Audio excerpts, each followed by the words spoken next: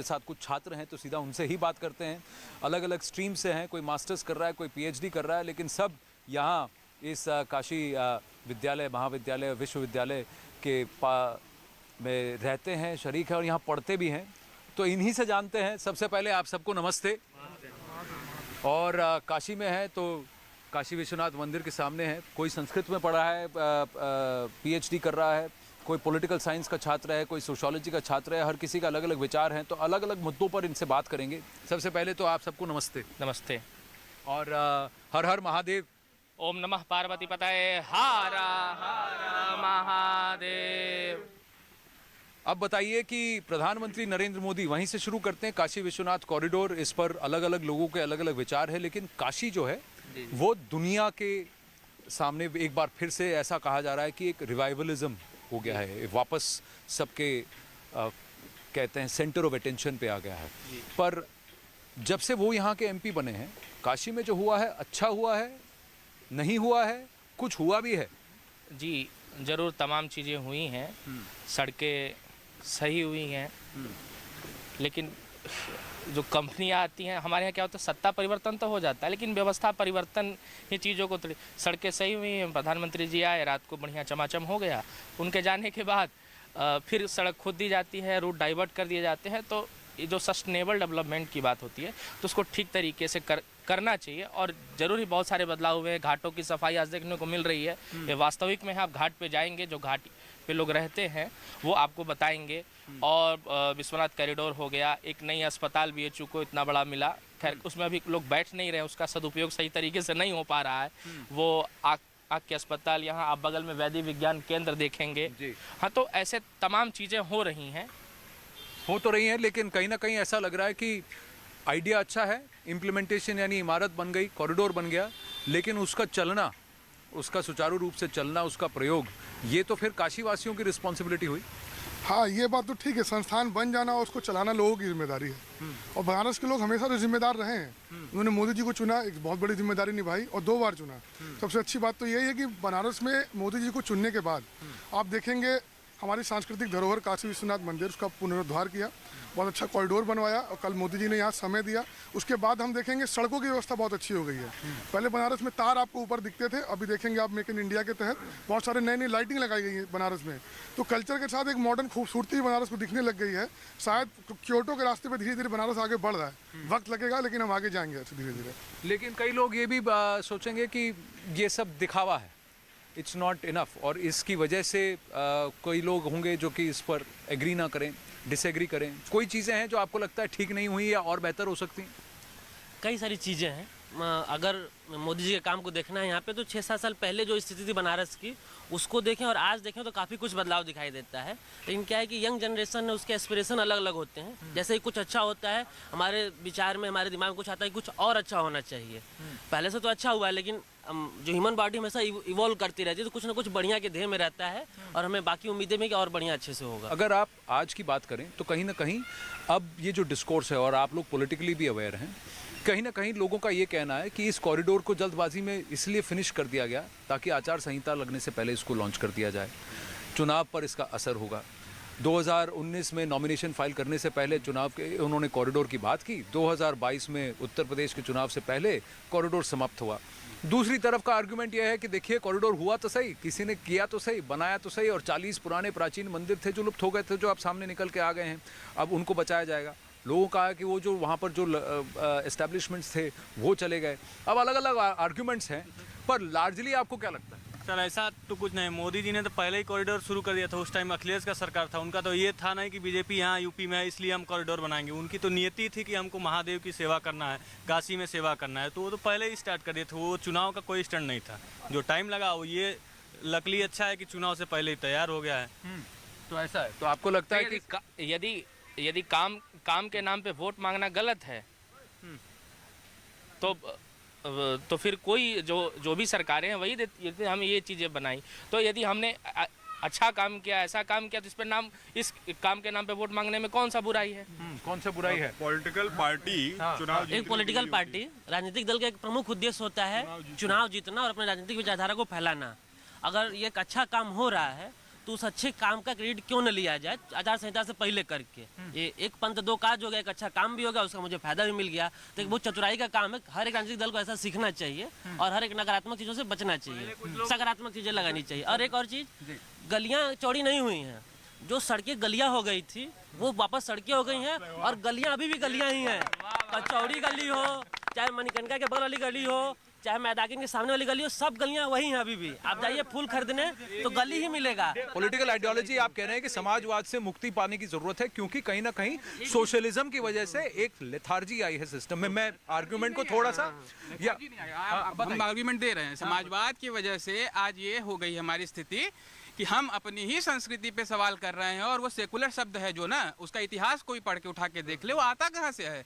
हमारे ये समाजवाद की वजह से सेकुलर आया है क्या? या सेकुलर वर्ड जो आज भूली जा रही है, भाई सभ्यता हम भूल चुके हैं। मंदिर बनने के ऊपर हम इतना बड़ा सवाल उठा रहे हैं। 122 मीट्रिक टन अनाज बांटा गया है पीडीएफ से, ये सरकारी बाटी है ना वो तो अनाज, उसके बाद भी वो मंदिर बना है। मंदिर बन गया, अनाज बांटा गया है, सब लोग कर रहा है। और जो यूनिवर्सिटी है, नहीं सुनिए, पीडीएस का 22 महीना इतने लोगों को अन्न पहुंचाने का काम, वो भी सुचारू तरीके से पहुंचाने का काम, ये जो हुआ ये पहली बार हुआ। ये तो आपको भी मानना पड़ेगा। एक प्रधानमंत्री थे जिन्होंने कहा था कि भाई 15 रुपया बेचते हैं, 50 पैसा पहुंचता है, डिलीवरी नहीं होता है। अब डिलीवरी समाजवाद का जो परिणति है एक तानाशाह के रूप में ही होती है। समाजवाद का मतलब है जो प्राइवेट एंटरप्रेन्योरशिप है, जो व्यक्तिगत जो प्रयास है उसको कुचल देना। हर एक प्रयास सरकार ही करेगी, हर एक प्रयास सरकार ही कर सकती है। आप बिजनेस नहीं लगा सकते, आप प्राइस तय नहीं कर सकते, तो सरकार के ही हाथों में होगा, सब कुछ करेंगे। 1951 का संविधान आप देखिएगा तो वहां आप जो इतिहास पढ़े हैं बड़ा बताइए। 1951 के 1951 के संविधान में ना सेक्युलर शब्द था ना सोशलिस्ट शब्द था। मानते हैं इस बात को? और खुद कॉन्स्टिट्यूएंट असेंबली के आर्गुमेंट्स में बाबा साहेब भीमराव रामजी अंबेडकर ने कहा कि इस देश में ये दो शब्द जो हैं उनका प्रयोग मैं संविधान में नहीं करना चाहता। और अगर वो कम्युनिस्ट के बारे में बात करनी हो, सोशलिज्म के बारे में बात करनी है, तो अंबेडकर जी की खुद की राइटिंग है, कलेक्टिव वर्क है, उन पे उठा के पढ़ लें। Communism in India, Buddha and communism. और उसके बाद अगर कोई बात करता है सोशलिज्म से, उनसे बड़ा क्रिटिक किसी का होगा तो मैं उस चीज को मान सकता हूँ। और इनकी जो बात है कि स्ट्रक्चर की बात है, स्ट्रक्चर तो रहे हैं, उसी स्ट्रक्चर की देन है कि हम आज अपनी सभ्यता को मानते नहीं, पहचानते नहीं, जानते नहीं है। टीका लगा के चलने को यहाँ पे बोला जाएगा कोई मॉडर्नाइजेशन के खिलाफ है। यही स्ट्रक्चर है। वो जो कलावा हाथ में पहना गया है, उस कलावे के ऊपर उछालना, कीचड़ उछालना, ये है इस स्ट्रक्चर की देन।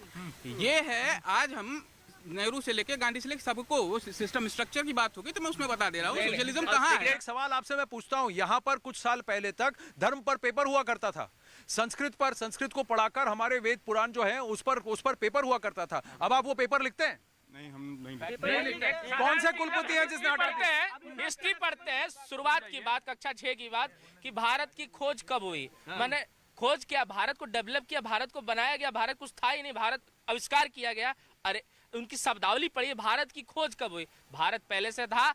आप पहली बार आकर के आपने भारत की विरासत को देखा, आप कहते हैं भारत की खोज कब हुई? तो ये सारे कंसिस्टेंसी के बारे में बात करते हैं, गोवा इंक्विजिशन पे चले जाते हैं। भाई साहब ने बोला हमें, ठीक है, गोवा भी चलते हैं। सेंट फ्रांसिस जेवियर को हमारे आदरणीय माननीय प्रधानमंत्री जी ने बधाई दी थी। तो खैर उसका इतिहास अगर कोई उठा के देख ले, सेंट जेवियर्स और फ्रांसिस और जो हुआ था गोवा इंक्विजिशन में, उसकी किताब है, उस किताब को पढ़ लिए थे। अगर फैक्चुअल इनकंसिस्टेंसी की बात करें, जो एकदम मैं मानता हूँ, उनकी बात से मैं एकदम सहमत हूँ कि हमारा इतिहास और हमारी जो चीजें हैं फैक्चुअली एकदम इनकरेक्ट है। चलिए, मेरे पास समय कम है तो मैं जल्दी से एक और विषय पर अच्छा आप अपनी बात कहना चाहते हैं? मैं एक बात पूछता हूँ, हम लोग सब स्टूडेंट है, कोई ऐसा पॉलिटिकल पार्टी या पॉलिटिकल आइडियोलॉजी अपने आप को क्लेम करे कि वो सोशलिस्ट नहीं, वो कैपिटलिस्ट है, कोई इवन तो जनसंघ हो, चाहे भाजपा हो, चाहे कोई हो, तो इन्होंने कहा समाजवाद का कीड़ा, तो समझ सकते हैं कि इनकी स्टडी कितना। एक लोगों ने बोला कि तियानमेन स्क्वायर से हमने सीखा है पंजाब दंगे कब हुए, तियानमेन स्क्वायर कब, आप देख लीजिए। नरसंहार की बात हुई, नरसंहार नहीं पंजाब नहीं, उन्होंने नरसंहार की बात हुई थी। अच्छा, और मैं कह रहा हूँ कि बात जो है वो सोशो कैपिटलिज्म की बात हो रही है कि ये एक मॉडल है जो कि सबको फॉलो। अच्छा, अब मैं आपसे जानना चाहूंगा, एक और बात हुई है, अब राजनीति की बात हो रही है, तो आज एक नेता हैं जो MP हैं वायनाड के, कभी अमेठी में थे, अब चले गए यहाँ से, तो उन्होंने कहा है कि हम जो है हिंदू के लिए काम करते हैं, बीजेपी जो है वो हिंदुत्व के लिए काम करता है। ये हिंदू बनाम हिंदुत्व की जो बात हो रही है, इसमें मैं आपसे जानना चाहता हूं कि हिंदू क्या है, हिंदुत्व क्या है। अच्छा, आप बताइए। उनको ना तो हिंदू पता है ना हिंदुत्व पता है। उन्हें सिर्फ दिखता है एक खास वर्ग का वोट बैंक। उन्हें दिखता है कि अभी जनता का जो मूड है कहीं ना कहीं अपने कल्चर के प्रति वापस लौट रहा है, तो हम हिंदू या हिंदुत्व की बात करके जनेऊ दिखा के एक वोट बैंक उठा सकेंगे। लेकिन इसके पहले उन्होंने कुछ नहीं किया है। इसके पहले उन्होंने किया है, उन्होंने ही नए नए समीकरण बनाए हैं। मैं नाम नहीं लूंगा, इस जात को इस जात के साथ मिला दो, ये वोट बैंक बन जाएगा। ये उनकी राजनीति रही है। बाद में उस चीज को तोड़ के हम अपने पुरानी पद्धति पे जा रहे हैं, वर्ण पे जा रहे हैं, तो उन्हें बुरा लग रहा है, तो वो हिंदू और सनातन परंपरा की तरफ अपना वही राहुल गांधी थे कि जहां राष्ट्रपति आवास से लेके प्रधानमंत्री आवास में रोजा इफ्तार पार्टियां होती थीं। आज काशी में काशी विश्वनाथ मंदिर का जो है लोकार्पण हुआ है, तो वही राहुल गांधी है जो कह रहे हैं कि हिंदू नहीं है, हिंदुत्व की बात करते हैं। मैं कहता हूं कि हिंदू और हिंदुत्व है क्या? आप उसको अलग कैसे देख सकते हैं? किस तरीके से आप उसको अलग देख सकते हैं? एक छोटी सी बात बता रहा हूँ, उनके समझ से परे है। पता नहीं क्या शब्दों कभी पढ़े नहीं कि क्या किए, समझ में नहीं आता। अब जैसे हिंदू से हिंदुत्व कैसे अलग हो सकता है? जैसे राजनीति से राजनीतिज्ञ कैसे अलग हो सकते हैं? तो पहले शब्दों को पढ़े, जाने, समझे, तब बोले। ये फालतूबाजी अपने फिर कहते लोग हमको पप्पू। आप संस्कृत पढ़े तो ये गो यानी कि गौ, और गौ की जो कैरेक्टरिस्टिक है वो गोत्व हो गया। इंसान से इंसानियत होगी, उर्दू में बात हो गई। अब जरा समझाइए ये त्व का मतलब क्या होता है संस्कृत में? त्व मतलब अक्त्वा प्रत्यय होता है। अक्त्वा प्रत्यय हमारे यहाँ लगा जाता है, जैसे नत्वा माने नमस्कार करके। तो अक्त्वा प्रत्यय है और ये और कुछ नहीं, उसी का विशेष स्वरूप बताता है। हाँ, जैसे आप हिंदू हैं तो भैया आप हिंदू होता क्या है?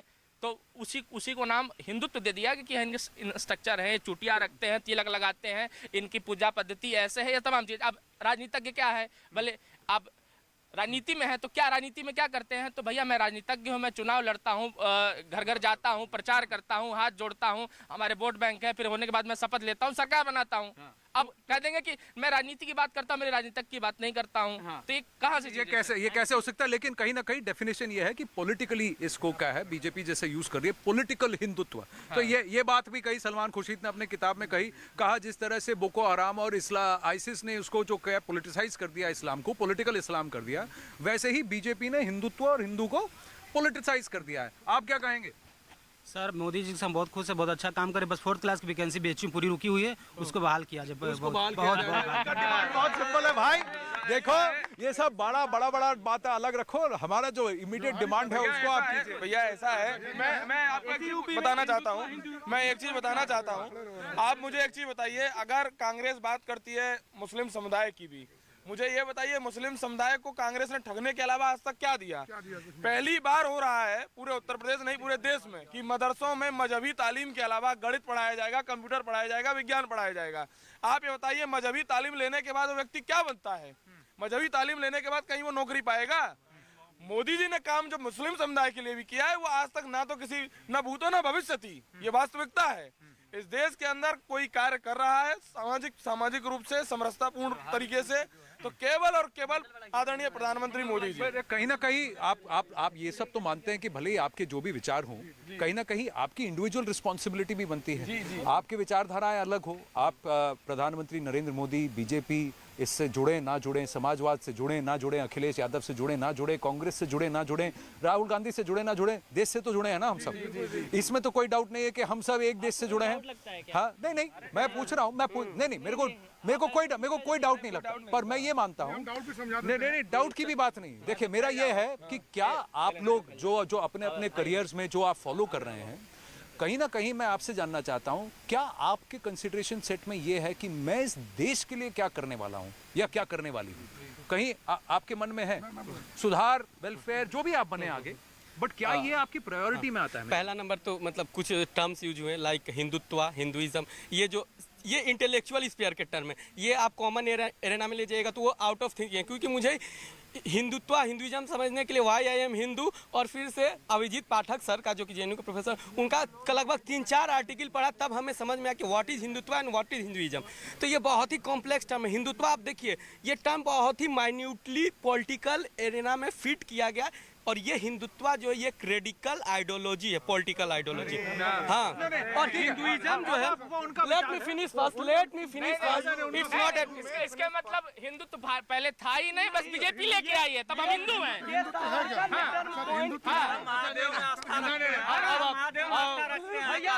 अरे भैया हमारे महादेव की अरे तो प्रियंका जी कुंभ स्नान क्यों करती हैं? प्रयाग में डुबकी लगाती हैं।